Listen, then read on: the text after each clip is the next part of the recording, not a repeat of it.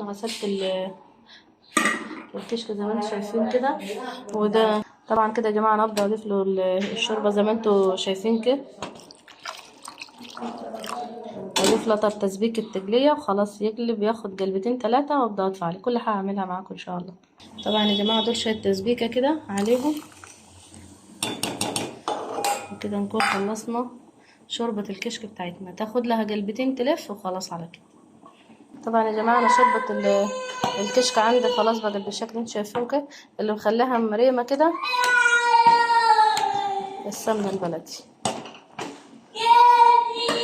هبدا كده هطفي عليها كده خلاص.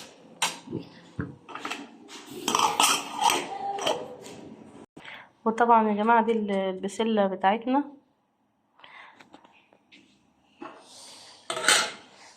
عندي طبعا التسبيكه بتاعتها قلبت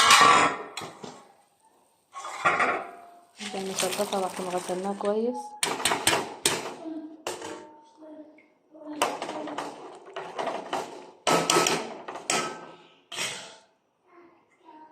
شويه رز يا جماعه ابيض كده انا حمرته معاكم على القناه كده. حمرنا الشعريه وبعد كده غسلنا الرز وضفناه بالشكل اللي انتوا شايفينه ده. هنقلبه شويه بس كده ونزيده بالشوربه.